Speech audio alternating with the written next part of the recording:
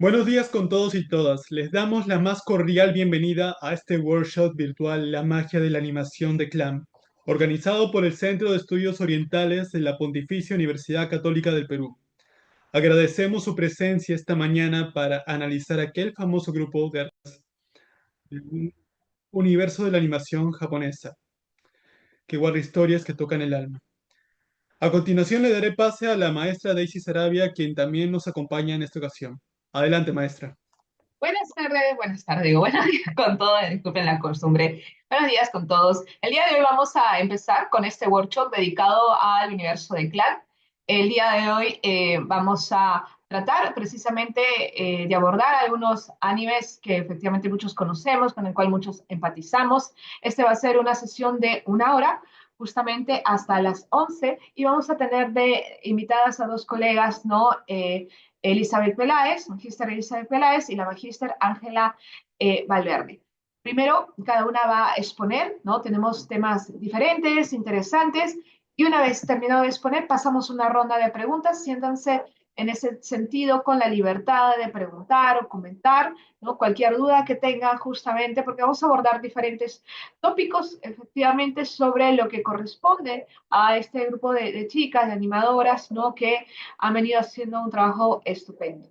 Entonces, sin más preámbulo, justamente le voy a dar el pase justamente a Elizabeth. Juan va a presentarla primeramente, su biodata, algunos datos de ella, por si la quieren conocer, si aún no la conocen. Ella es una investigadora que tiene el Centro de Estudios Orientales de la PUC. Así que, Juan Carlos, sí, por favor, presenta a la invitada. Sí, profesora. La magíster Elizabeth Peláez es magíster en literatura hispanoamericana por la Pontificia Universidad Católica del Perú, miembro del grupo de investigación José León Herrera, Estudios Asiáticos, de la Asociación Cultural Tusanaje y de la Red Iberoamericana de Investigadores en Anime y Manga. Ha enseñado cultura y literatura japonesa en Sartori Asociación Cultural, y actualmente es docente de las letras en la IEBA privada Los Leones de San Marcos.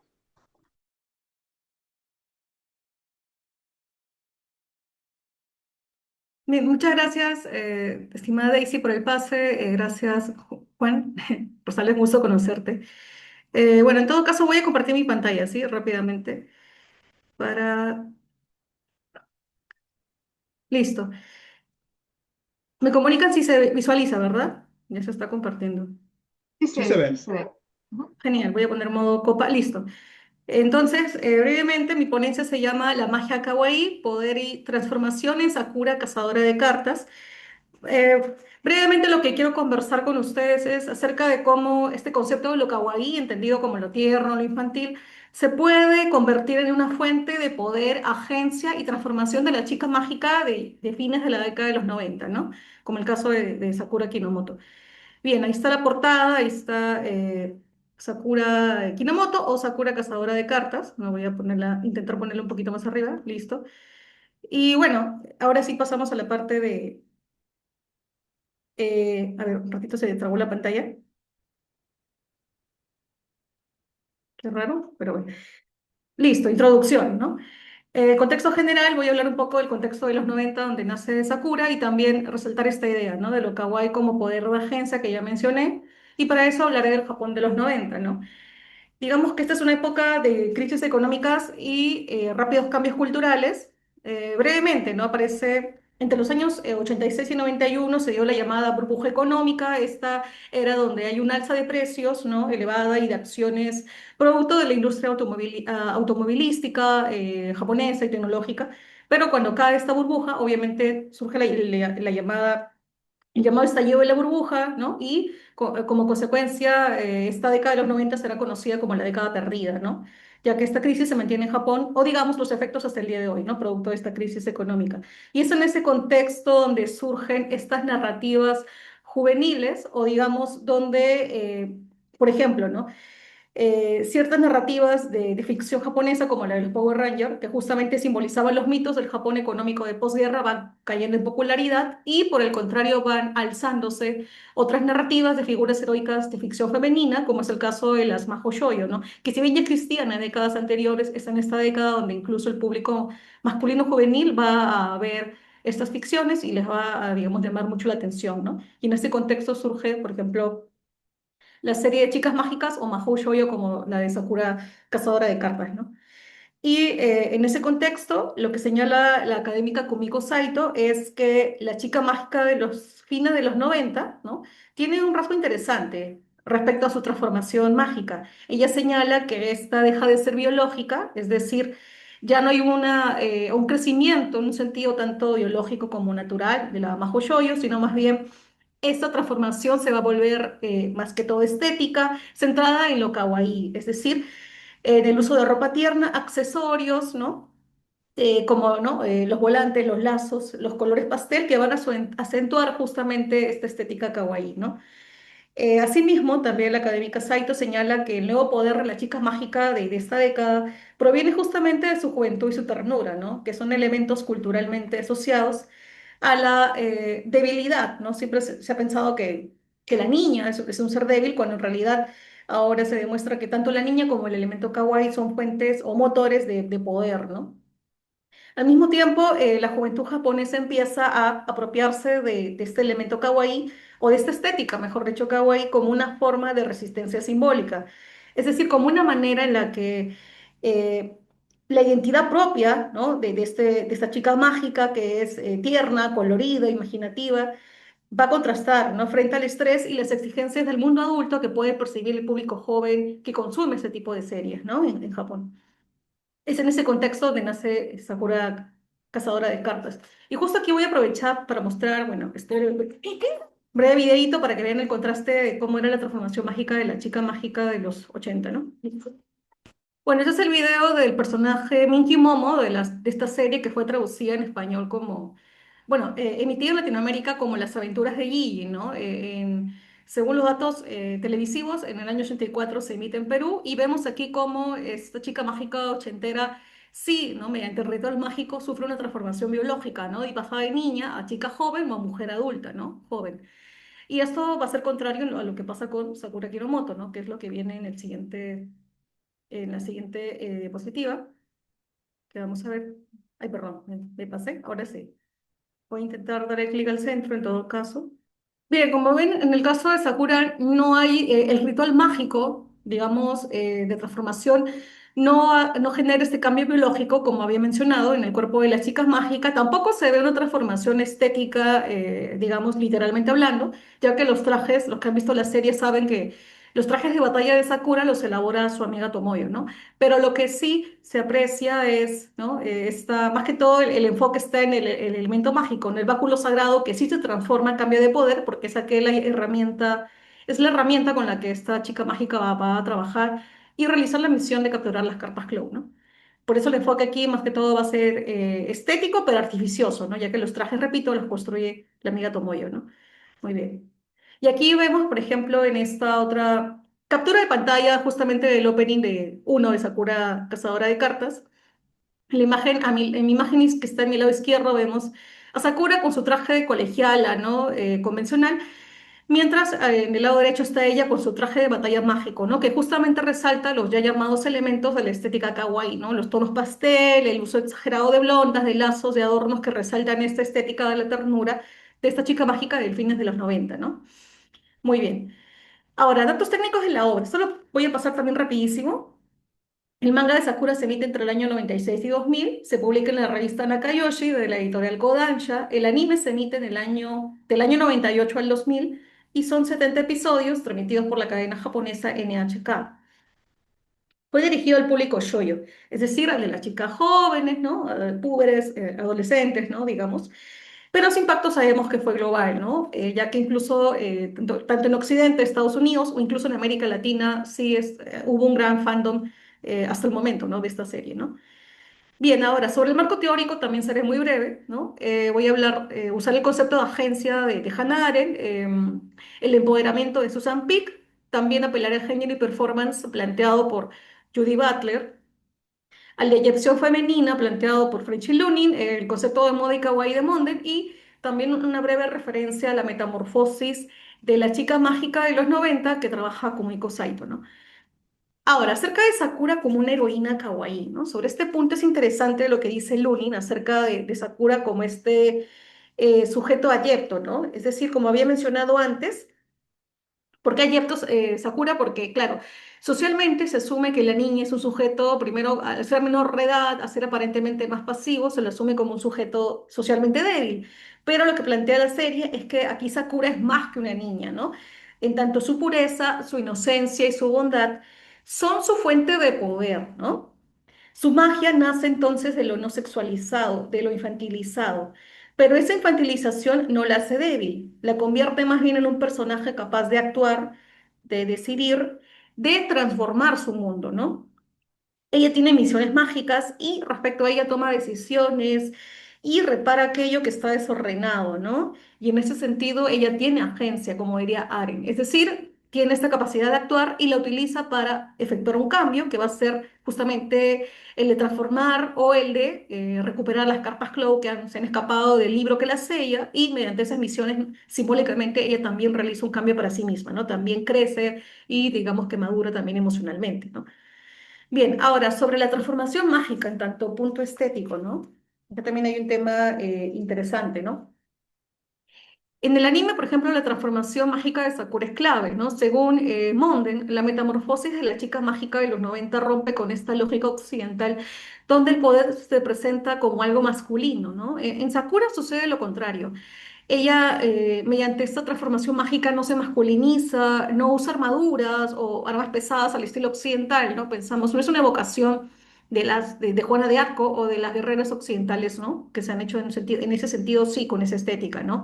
Su uniforme de batalla, más bien, en el caso de Sakura, se vuelve más dulce, más tierno, más infantil, ¿no? Como ya mencioné, caracterizado por el uso de volantes, de moños, vestidos fastuosos, ¿no? Muy barrocos, en tanto muy recargado de adornos, de brillos, ¿no? Todo lo cliché shoyo, ¿no? Aparece multiplicado, ¿no? Y esta exageración produce un efecto. Lo kawaii se vuelve una armadura, ¿no? Como dice Lunin, es un sellado del cuerpo frente a la sexualidad adulta, ¿no? Es una protección, pero también una propuesta estética radical, ¿no?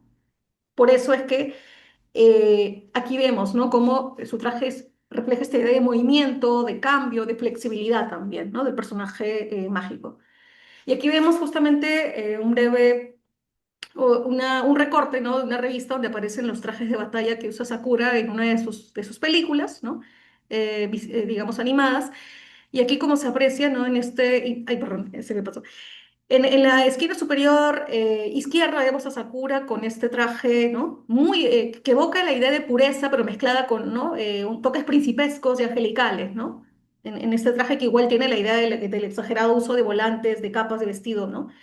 En ese sentido muy barroco, y también en el lado izquierdo, derecho, perdón, donde dice Battle Costume o traje de batalla. Sakura está con otro tipo, otro traje, pero que también cumple con esta estética kawaii, solo que más inspirada quizás en los cuentos de hadas, en la ropa o vestimenta de los duendes, quizás, ¿no? De los cuentos europeos, ¿no? Clásicos, como vemos en el traje azul, ¿no? Y también en el traje fucsia tiene una estética también similar, ¿no?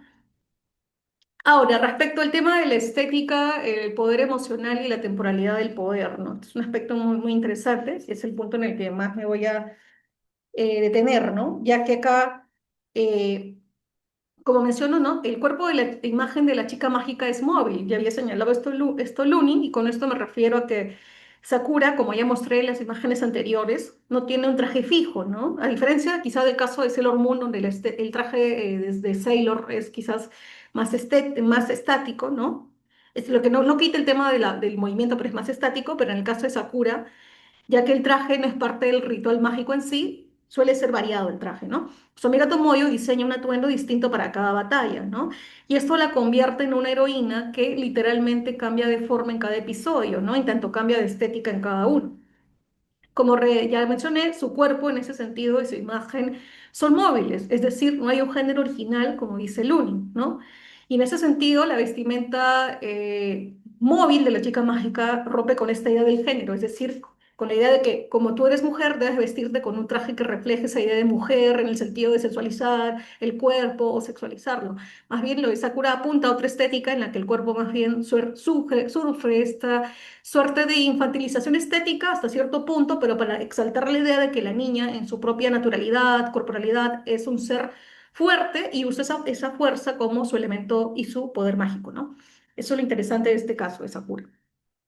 Además, vemos también el hecho de que, repito, ¿no? La estética super kawaii de Sakura se construye a través de este uso de capas, ¿no? De vestimenta, de volantes, de moños. Y esta estética super kawaii ayuda también a construir la idea de la super niña como una figura de poder, ¿no? Es como lo que pasa con la Lolita, ¿no? Así como la Lolita, me refiero a la fashion Lolita, ¿no? Refleja esta ética de que ¿no? Si la Lolita se identifica como Lolita, su vestimenta también tiene que reflejar esa identidad. Lo mismo pasa con la niña mágica, ¿no? Si ella es una super niña, su estética tiene que reflejar también esa idea de la super niña, ¿no? O sea, con una super, ¿no? Exageración de dicho traje, ¿no? También es interesante hablar de cómo Sakura es una figura que podemos verla en comparación también en una línea quizá epocal similar con la chica superpoderosa. En tanto, en ambas, en Sakura y las Powerful Girls, está esta idea de mezclar ternura con fuerza y con exageración visual. Ahora, sobre también el poder emocional y la reconfiguración de la violencia que hay en Sakura, lo interesante es que a diferencia de otras heroínas, ¿no? Más convencionales, ¿no? De ficción, Sakura no destruye enemigos, ella más bien los cura, los convierte, los reintegra de alguna forma, ¿no? Entonces su poder es empático, es emocional, es afectivo y relacional, ¿no? Y es en ese sentido un poder kawaii, ¿no? Es como lo que pasa con Naruto también, así como Naruto evangeliza mediante sus misiones, ¿no? Para lograr convertirse en un Hokage de la aldea de la hoja. Sakura hace algo similar, pero desde su feminina infantil, ¿no? Ella también va a evangelizar con esta, ¿no? Con la estética de la ternura, ¿no? Mediante este corazón tierno y amable que va a reconvertir las cartas al lado, digamos, por así decirlo, simbólicamente del bien, y así va a hacer que vuelvan, en muchos casos por voluntad propia, a ser servidoras del mago Clow, ¿no? Por ejemplo. Y acá tenemos esta imagen comparativa muy interesante entre dos personajes, entre Sakura y la Supergirl, ya que ambas también son personajes de ficciones de fines de los 90 e inicio de los años 2000, ¿no? Si vemos al lado derecho, en el caso de Supergirl, o Super Chica, ¿no? En español, que ese personaje que aparece en la serie de Superman, ¿no? De estos años, ¿no? Lo interesante es que la estética de la super chica es más bien una que la sensualiza o, ¿no? Digamos que la erotiza, ¿no? Es decir, es un personaje muy fuerte, eso sí, pero no deja de ser sensual, ¿no? Ya que eso cumple con las estéticas propias del canon occidental, que en esa época eran comunes, ¿no? Otra figura que refleja esto es la icónica idol, ¿no? De la vida real, que fue en su momento Britney Spears, por ejemplo, ¿no? Y del caso de Sakura más bien es lo contrario, ¿no? Vemos que la ética y estética o la filosofía que encarna a esta chica mágica de los 90 es distinta, como ya había señalado, en tanto, más bien lo que plantea Sakura Carcator es la idea de una heroína que es una super niña, no una super chica o una super jovencita, sino una super niña. Por tanto, la super niña tiene que tener un super traje que refleje esta estética super kawaii. ¿Y cómo la estética super kawaii? Pues es una que está recargada de adornos como lazos, como volantes, como blondas, adornos que resalten la idea y exageren la idea de la ternura y la lindura, ¿no? Que es como lo que vemos justamente en las vestimentas variadas de Sakura Kinomoto, ¿no? Bien, hasta ahí ya iría cerrando con mis conclusiones. Pero antes de eso, ¿no? Hay un aspecto que también me gustaría señalar, ¿no? Que me estaba olvidando, perdóneme, sobre la estética y poder emocional, ¿no? Algo interesante que señala Saito es que el poder kawaii funciona también mientras es joven, ¿no? Es decir, cuando la niña crece, la sociedad ya no legitima esa estética como fuente, ¿no? Y esto nos plantea una pregunta, ¿no? Como se hace Saito, ¿no? O nos sugiere, ¿no? ¿Puede entonces una mujer adulta ser kawaii sin ser infantilizada? Es decir, cuando pasa la etapa shoujo, adolescente, ya las mujeres dejan de ser kawaii, ¿no? Es la pregunta que hace, ¿no? Pero al final Sakura, ¿no? Luego de ver el anime, entendemos que tiene autonomía, es decir, ella pasa de cazar cartas a ser la ama de las cartas, ¿no? Y esto representa un posible tránsito hacia un empoderamiento duradero, ¿no? Aunque el género shoujo siempre deja interrogantes, es decir, es posible pensar que sí, ¿no? Ya depende de cómo cada lector interprete el crecimiento personal de Sakura y cómo eso habla de si ella deja o no de ser kawaii, ¿no? Yo creo que no lo deja, ¿no? Que uno puede ser kawaii a pesar de que ya pases el estadio biológico de la adolescencia, ¿no? Como también pasa con los personajes de Kamikaze Girls, por ejemplo, ¿no? Bien, ahora sí voy con las conclusiones. Para cerrar, tres ideas clave. Lo primero es que lo kawaii no es debilidad. En Sakura, lo tierno, lo suave, lo infantil se convierten en performance de poder. La heroína shoujo desafía la lógica de género occidental, es decir, ella no necesita volverse masculina para ser fuerte. Además, su poder proviene de la juventud, de la creatividad visual y de una estética rica en signos afectivos. Y por último, Sakura representa una agencia delicada o tierna, pero transformadora, ¿no? Es decir, actúa, decide, cambia su mundo, lo transforma y lo hace desde una estética que celebra la imaginación y la sensibilidad. La magia kawaii nos invita a replantear qué entendemos por poder. No siempre es fuerza bruta o agresividad. A veces el poder más eficaz es el que se ejerce con cuidado, con afecto y por ende con ternura, ¿no? Bueno, eso sería todo para mi ponencia. Muchas gracias por su atención. Empieza la bibliografía y bueno, una imagen linda de Sakura como ya ama de las cartas Clow, ¿no? Ujú. Muy bien, Elisa, un gusto, en verdad, siempre escucharte sobre estas investigaciones que realizas en torno al Majo Choyo, ¿no? A lo kawaii, que creo que es también es tema de tu especialidad. Eh, Vamos a pasar una breve ronda de preguntas que quisieran comentar, que quisieran de pronto, si tienen alguna pregunta en base a lo que Elizabeth ha expuesto sobre esta idea precisamente de asociar lo kawaii con este personaje Majo Shoyo. Si tienen alguna pregunta, con total confianza la pueden emitir a una duda que tengan. Y yo sí tengo una duda, de pronto puedo empezar con eso, justo lo había apuntado aquí, ¿no? Porque efectivamente has mencionado a Lunin, que es Ujú. justamente una investigadora que habla sobre esta idea del Majo Shoyo como algo móvil. En ese Ujú. sentido, te preguntaría, ¿no?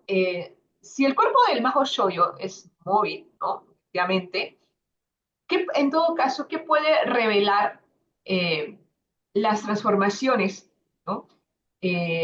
De esta jovencita? ¿Podría revelar de pronto que tiene libertad o que está domesticada por el contrario, ¿no?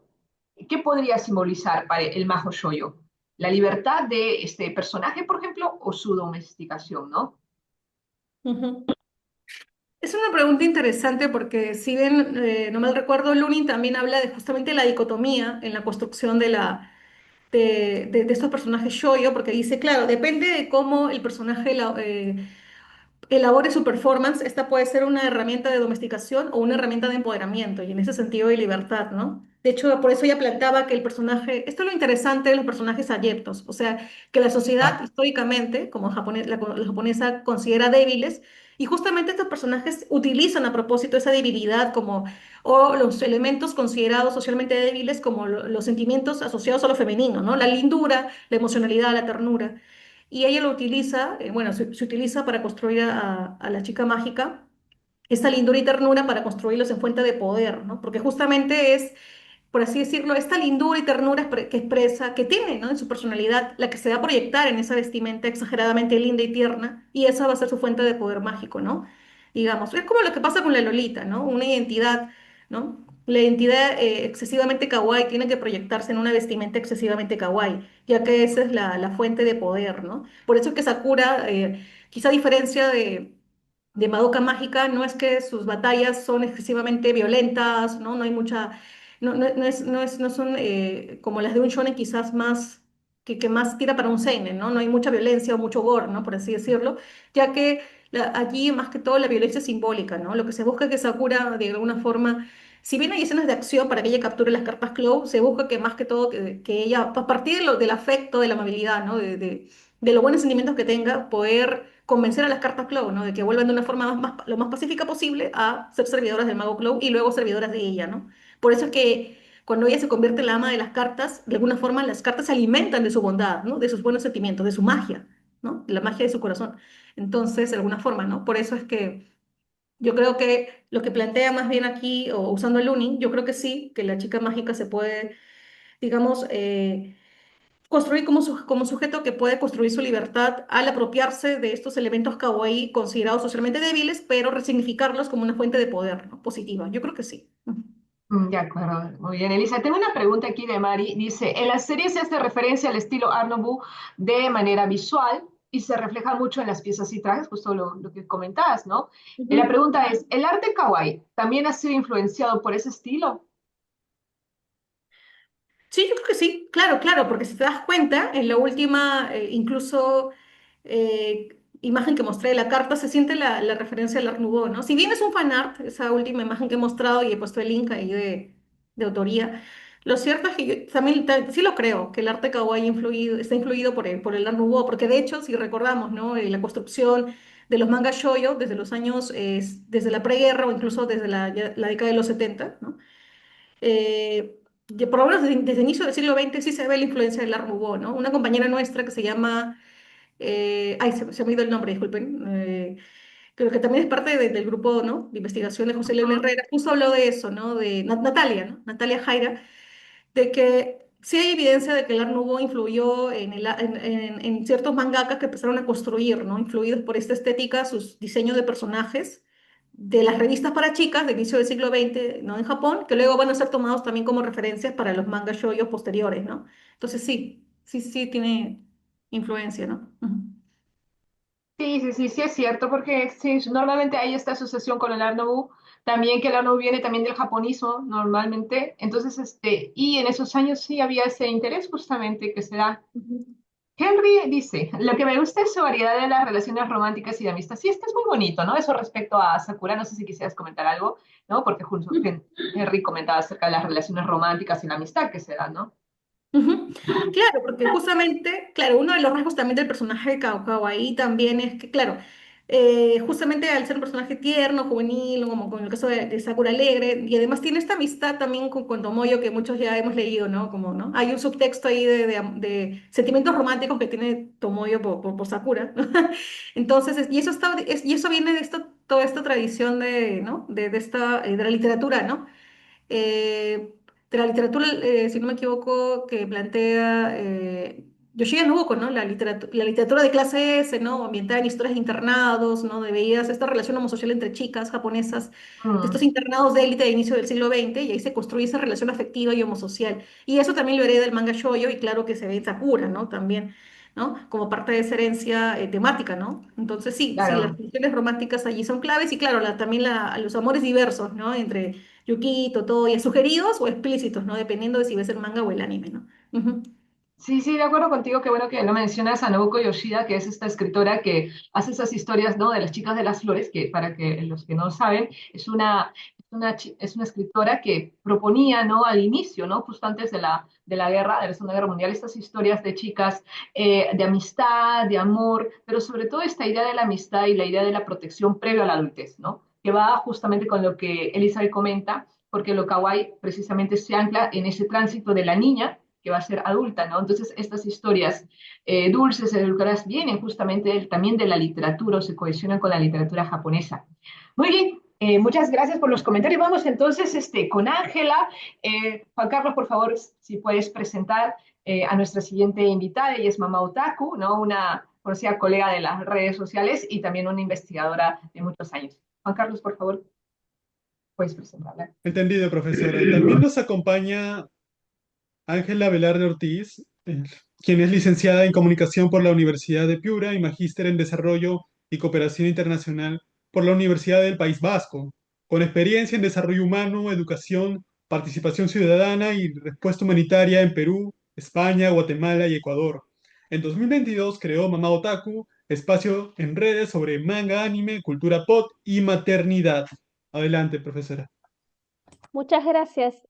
Mi apellido es Valverde. Hay una confusión ahí que sucede bastante seguido. Creo Perdón, que profesora, disculpe. el Disculpe. corrector tiende a cambiar el apellido, yo lo sé. Quería agregar antes de empezar, muchas gracias por la invitación y gracias también a todas las personas que están participando de este workshop. Quería agregar que también la literatura femenina y juvenil, occidental, canadiense, estadounidense del siglo XIX tiene muchísimo de la exploración de estas relaciones de amistades entre mujeres que llegan a aparecer románticas y que se ven como un preámbulo hacia la adultez y hacia y el aprendizaje hacia las relaciones que luego van a establecer con varones, ¿no? Las relaciones heterosexuales, ya cuando sean mujeres maduras y puedan casarse. También se ve, por ejemplo, en Ana de las Tejas Verdes, esta amistad intensa que tiene con Diana, es muy, es bastante parecida a la de Tomoyo y Sakura, pero en realidad es una amistad entre dos niñas, pero tiene estos matices con una posibilidad de amor romántico, ¿no? Que va más allá del solo hecho de ser amigas. Entonces, yo, gracias también por el contexto y el marco teórico, Eli.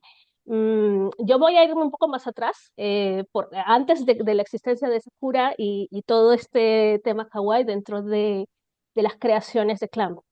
Me pedí las guerreras mágicas o Magic Knight Rayer porque como una novedad fue transmitida en Perú en el año 1995, me parece, que fue justamente cuando en ese momento yo tenía la edad de las protagonistas, con lo cual no hagan cálculos, por favor. En ese momento yo tenía la edad de las protagonistas, entonces fue bastante fácil para las personas, para las adolescentes de mi generación, sentir una identificación muy potente con la historia. Em, y les decía que era una novedad, porque normalmente los animes en esa época no es que llegasen al año o 2 años de haber sido producidos en Japón. Así que fue casi el tiempo de haber llegado. Primero que nada quería dar un repaso, ¿no? Por el colectivo Clan, que bueno, son 4 amigas que desde la secundaria hacían doujinshi, se juntaban para crear historias y comenzaron haciendo producción por cuenta propia, ¿no? Es el caso de los doujinshis. Pero luego, ya cuando hicieron su primera historia con una editorial que fue esta, Seiden Rigubeda, en el 89, que comenzaron a salir con Shinshokan, ya estaban consolidadas, viviendo en Tokio, fue su primera obra, y bueno, formaban un equipo las 4, no tenían asistentes, vivían en una casa de 3 plantas, en la planta de abajo tenían su oficina, en la segunda planta vivían 2 de ellas y en la tercera 2 de ellas, y manejaban bastante bien esta relación, al punto de que fueron muy exitosas, ¿no? Em, Estas señoras tenían influencias bastante curiosas, ¿no? Mencionan mucho a Moto Hayo como una influencia directa del universo del shoujo, pero también a Rumiko Takahashi. Sin embargo, dentro de los autores que más aprecian también están Leiji Matsumoto y Go Nagai, que es el creador de Mazinger.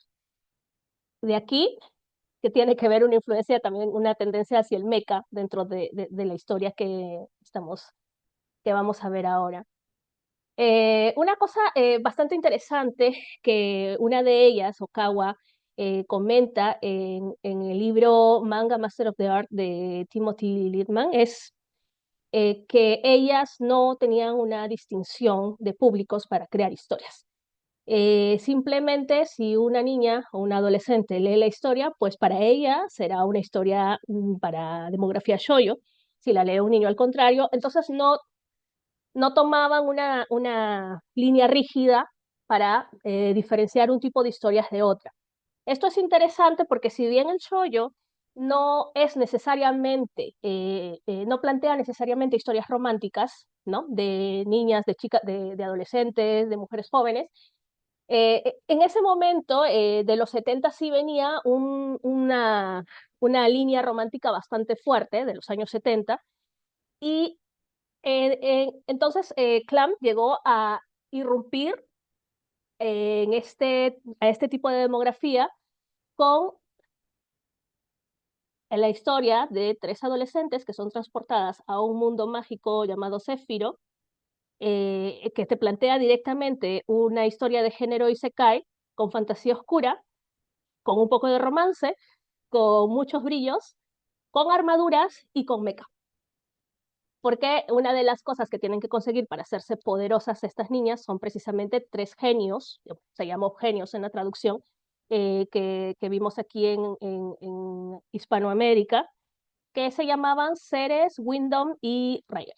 Entonces, también tenemos una tecnología mecha bastante interesante y mágica dentro de esta historia. Pues miren, esta es la primera publicación de Magic Knight Rayer, se hizo en Nakayoshi en el 93, y aquí está anunciada, este es el primer tomo, y están anunciando la historia de Clamp. Es curioso también porque aquí ya está siendo publicado Sailor Moon, solamente que Sailor Moon llegó a América Latina un año después o varios meses después de Rayo. Y bueno, em, aquí están los tomos compilatorios de la historia, porque es una historia bastante corta en realidad. Y bueno, la versión animada que la hizo TMS Entertainment, que cuenta con 49 episodios, con una musicalización buenísima. No vamos a entrar en el tema porque sería alargarnos demasiado, pero la diferencia es que tiene varios arcos argumentales, la versión animada tiene varios arcos argumentales adicionales y un final diferente al del manga. Y aunque la serie es muy buena, eh, el doblaje fue bastante extraño, fue un doblaje nuevo para lo que estábamos acostumbrados a escuchar en esa época, pero el manga realmente cierra más argumentos, cierra más los círculos abiertos de la historia, mientras que el anime es bastante más, a mí por lo menos me pareció un poco más por encima. En su momento no, lo disfruté, lo lloré, lo sufrí, pero luego leyendo el manga sí te das cuenta que tiene un sentido muchísimo más con un trasfondo mucho más fuerte, ¿no? Eh, bueno, hay OVAs y se ha anunciado un remake para el 2026. Yo he puesto 2006, me he equivocado, es para el 2026 y también lo está teniendo a cargo TMS Entertainment.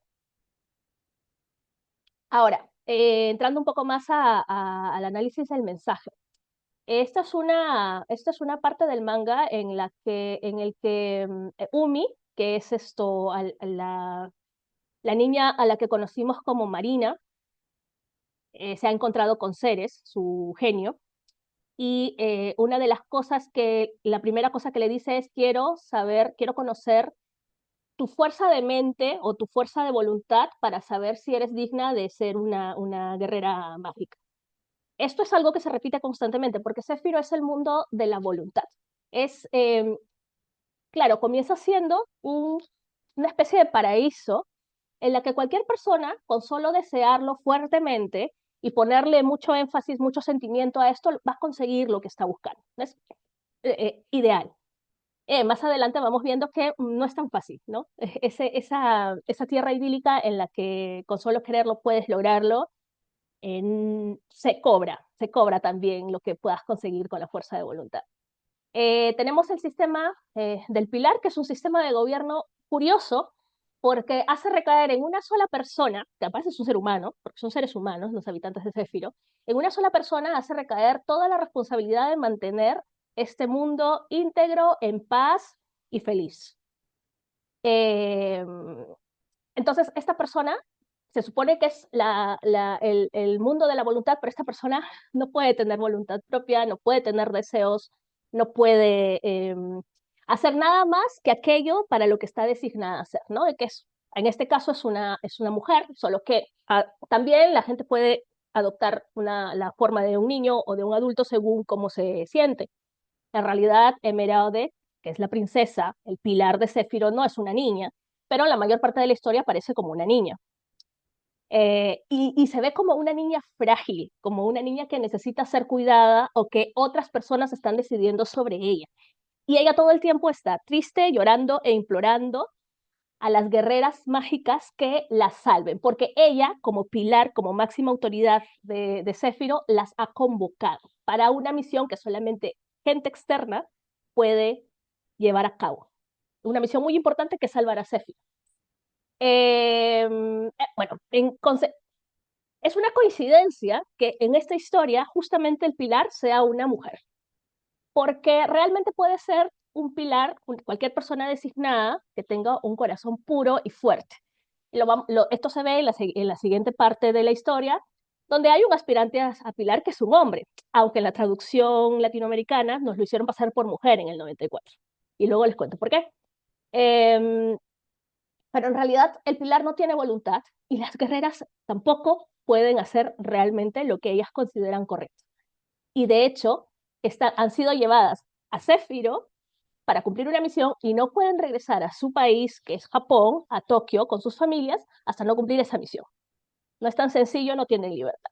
Tenemos a Sagato, que se nos presenta como el malo del Isekai, el que ha raptado a la princesa, el que quiere de la destrucción de Céfiro, y nunca se entienden claramente cuáles son sus intenciones. Pero en principio es el villano, el malvado al que hay que destruir, ¿no? Pero el argumento nos muestra más adelante que no es un villano, pero sí un antihéroe. No es un villano porque no es malo y porque no quiere poder y arrasar con todo por ese poder, pero sí es un antihéroe porque digamos que tiene sus principios un poco trastocados, porque está dispuesto a sacrificar a todo un mundo de gente inocente a cambio de aquello que él quiere proteger. Y además es no sé si el único, pero sí es aquel que se hace la pregunta de por qué el sistema del pilar tiene que funcionar así, ¿no? Entonces, es el que cuestiona. E inmediatamente es el mago oscuro al que hay que derrotar, ¿no? Está también nuestra princesa Emeraude en su versión adulta. Y aquí viene la parte dura, que es como la que termina la primera parte de la historia y la primera temporada del anime, que que resulta que las niñas, no sé, es que yo creo que a estas alturas no es spoiler, ¿verdad? Porque han pasado más de 20 años, de casi 30 años de la historia. Entonces, las niñas lo que tenían que hacer era ejecutar un sacrificio que solo podía ser ejecutado por alguien de fuera, porque alguien de dentro de ese sistema no iba a ensuciarse las manos, no podía, habría sido castigado. El único que podía traer a las guerreras para ejecutar ese sacrificio era el pilar, y era el pilar el que tenía que desaparecer. Y esto las niñas se enteran en el último minuto de la historia, qué es lo que tienen que hacer. Y eso de verdad es que dentro de lo que es la narrativa, este tipo de historias de Magical Girls, donde parece que todo está yendo bien, nos encontramos con un desenlace terrible en el que tres niñas de 14 años, que además a lo largo de toda la historia, eso es otra diferencia importante con otras historias para esta demografía, siempre son tomadas en cuenta como niñas, como adolescentes de 14 años. Nunca se les exige que se comporten como adultas, nunca se les exige que maduren. Sin embargo, tampoco se les da la información completa, entonces cuando ellas llegan a darse cuenta de para qué fueron llamadas a Sephiroth, la crisis emocional que esto les provoca es bastante fuerte, pero aún así deben cumplir su misión. ¿Por qué? Porque ellas están llamadas a ejecutar, digamos, ejecutar un mal que va a garantizar el bienestar de muchísimas personas. Claro, es una decisión fuerte y políticamente muy compleja. Y te lo ponen pues en una historia para chicas de 14, 15, 16 años. Ese tipo de decisiones que espero que nadie tenga que tomar a esa edad. Las representaciones en esta historia eran bastante interesantes. Por ejemplo, hablaba Eli sobre la no sexualización de las personas en Sakura. Acá, casi todas las que están del lado de Sagato, por ejemplo, la preciosa Caldina, que además se jacta de ser hermosa y de ser una bailarina muy talentosa, etcétera. Alcione, que es otra de las hechiceras malvadas, entre comillas, también tiene una estética muy, muy sexy, muy hermosa, muy fuerte, a diferencia de las niñas, que son niñas, y están con sus uniformes del colegio, con la minifalda y con sus armaduras, porque ellas sí tienen armaduras, que van apareciendo y que van evolucionando conforme ellas van deseando. Una cosa también que se me había pasado a decir, esta evolución que no está basada en entrenamientos duros, sino también en cómo vas creciendo interiormente. Y conforme vas creciendo interiormente, vas subiendo de nivel, como en un videojuego, que tiene muchísima influencia también del proceso de crecimiento de los personajes de los videojuegos. Entonces, por ejemplo, tenemos a mujeres en roles bastante diversos y además desenvolviéndose desde una representación de feminidad interesante, ¿no? Tenemos, por ejemplo, a la Herrera, que no está aquí, pero es esta Presea, no, Persea, que es la Herrera que hace las armas de las niñas. Hace una danza muy bonita, y con esa danza, a través de esa danza, va generando la magia que crea las armaduras. Y es la herrera la mejor herrera del reino, del mundo de Zephyr. También tenemos la fuerza de los sentimientos, la fuerza de los sentimientos que te hacen más poderoso. No es algo que los sentimientos aquí no son considerados como una debilidad. Lo principal no es la razón, sino el corazón. Entonces, el crecimiento de las protagonistas va muy, muy, muy alineado a los afectos que ellas van generando entre sí, entre las tres, porque se hacen muy buenas amigas, pero también con otros seres que están alrededor de ellos y hacia Zephyr. En la serie, por ejemplo, se ve muchísimo más conexión y muchas más interacciones de las niñas con gente de Zephyr. En el manga no tanto, en el manga se encuentran con personas de vez en cuando, pero no hay una interacción más con el pueblo, digamos, solamente con algunas personas. Por ejemplo, Ferio, que fue presentado como Paris en la traducción, aparece muchísimo menos en el manga, en la primera parte del manga, que en la serie. En la serie aparece cada rato. Em, Hay un tema de deconstrucción en el sentido de que, sí, o sea, en el Isekai las niñas son convocadas para poder salvar al reino, pero ellas no van, o sea, pero lo que tienen que hacer para salvar al reino es cometer una ejecución. Eso con eso te trastoca toda la idea que tú tienes de ir a hacer justicia, ¿no? Porque te enfrentas a una decisión moralmente compleja. Em, en el caso del manga, por ejemplo, sí tenemos un creador de Céfiro, que está fuertemente vinculado también con la Tierra. Esto no aparece en el anime. También tenemos que la oposición de Sagato, que es el antihéroe, es legítima. O sea, es correcto que te hagas preguntas. No está mal, ¿no? Pero eres castigado por ello. Y la solución planteada por el sistema y que es ejecutada por las guerreras no trae paz. Y esto nos lleva a a la segunda parte de la historia, en que se desarrolla más en Céfiro, pero a nivel de quién va a ocuparse ahora de gobernar, si vamos a continuar con la misma forma, si es justo lo que hemos estado haciendo hasta ahora. Ya entras en una conversación constante bastante más profunda sobre qué vamos a hacer ahora, ¿no? Porque ya, ok, las niñas hicieron lo que tenían que hacer y las cosas no mejoraron, desde luego. Otra cosa interesante es el hecho de la fluidez de las relaciones y del amor, ¿no? Sin decírtelo, te presentan relaciones homosexuales que no son definitivas, o amores muy intensos entre hombres poderosos que no son definitivas, porque por ejemplo acá tenemos a Lantis, que es el hermano menor de Sagato, y que se le vincula sentimentalmente con Hikaru, que es la niña de cabello rojo de las guerreras, y que realmente también hay como un afecto muy fuerte al principio con esta otra persona que es un joven de otro reino, y que es llamado Eagle, y que en el doblaje, que en español que nosotras vimos, Eagle era una mujer.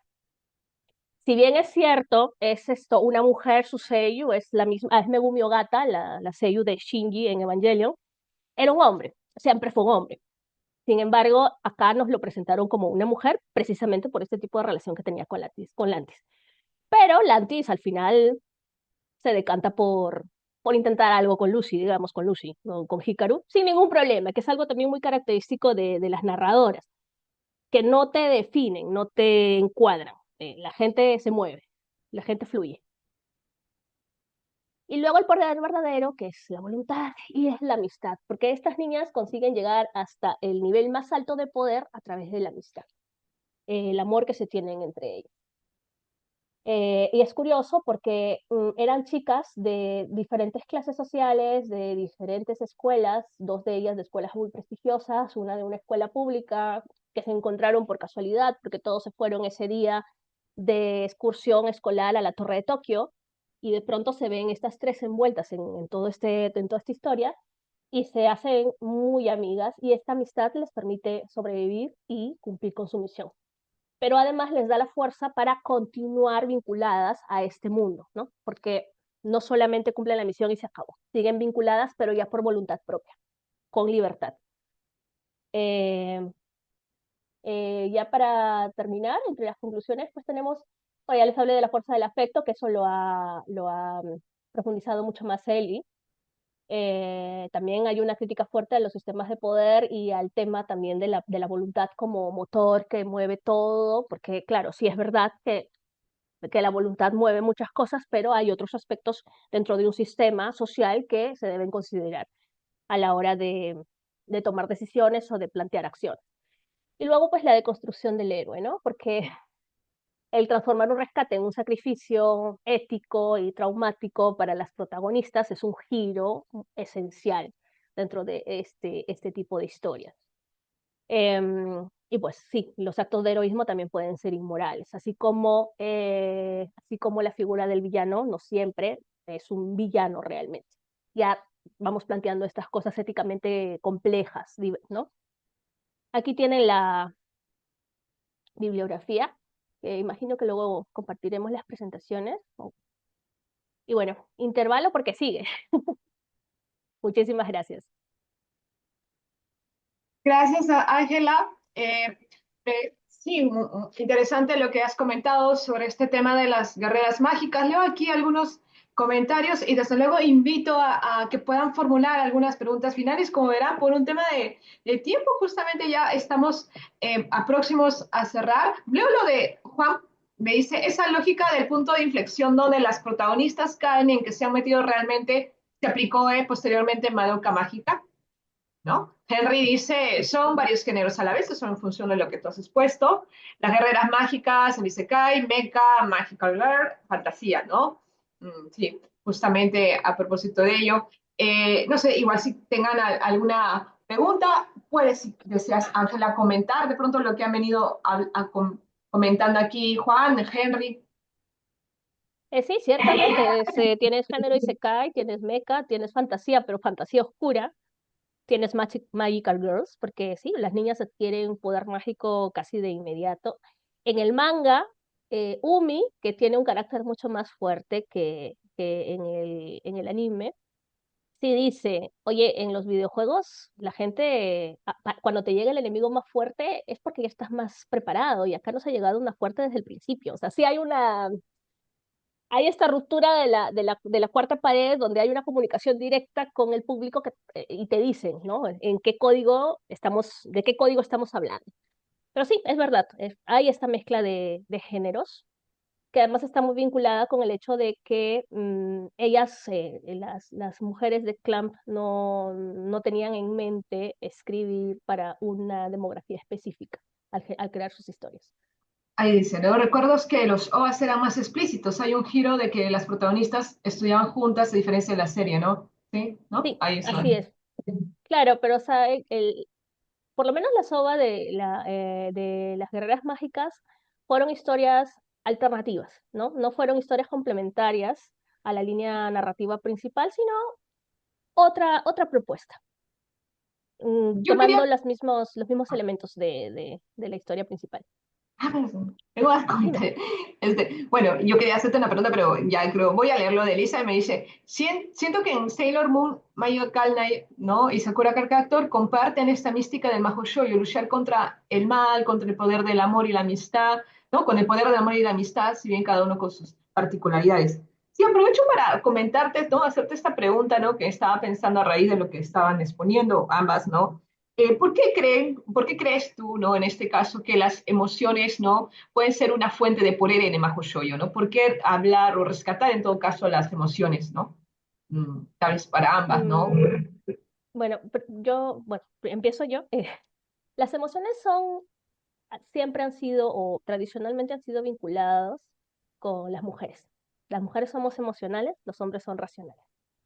Entonces, al impregnar las emociones de poder, porque al final son una fuente de poder, son una fuente que influye en tus decisiones, son lo que te hace levantar cuando racionalmente no encuentras un motivo.